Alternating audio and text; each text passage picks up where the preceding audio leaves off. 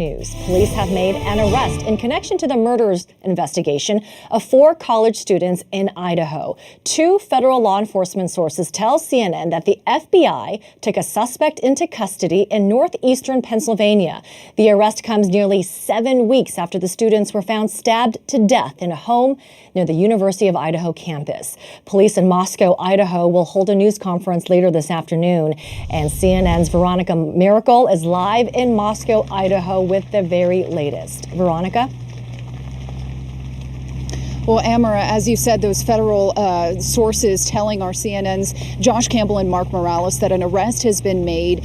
We understand that at this point it is a man in his 20s, but beyond that, there are very few details coming out at this hour. I did speak with police this morning where they said there is going to be that news conference at 1 p.m. today. They would not tell me any further details, but just for context, this is the first press conference that the police department has held in weeks.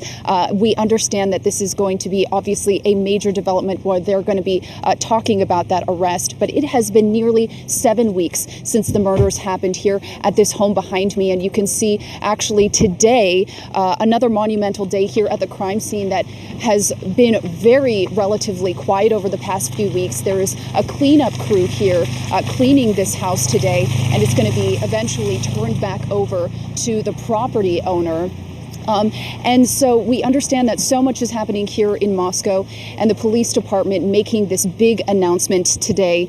And it also comes on the heels when 2 families are going to be holding a celebration of life this evening in Coeur d'Alene. It's about an hour and a half away from here, northern Idaho. Madison Mogan and Kaylee Gonsalves, they were the best of friends. The families have been planning this for a couple of weeks now. They're going to be holding it at a local church, and certainly there's going to be a lot for the families to be discussing tonight. Amara. And Veronica, I know you've been following this story for weeks now. Can you talk to us a little bit about just how these murders have impacted the community, how we've got to this point, and also the fact, that investigators have been quite tight-lipped about any new development. So this is obviously, a huge development that we're hearing today. Certainly coming as a shock because, as you said, they have been so tight-lipped this entire time. Nearly the full 7 weeks, there has been very little information released. And I think that's why some of the families, at least one of the families, have been very outspoken. The Gonsalves family, really just frustrated with the lack of information. But the entire time, police were telling us and the public that they had strong leads, that they had a lot of information coming in, and that they were trying to keep the information close to protect the integrity of this investigation. This happened again 7 weeks ago. 4 students murdered. The coroner says that they were likely murdered in their sleep. Some of them had defensive wounds, and so it appears that they were trying to fight off the attacker. It happened in the early morning hours after a night of partying.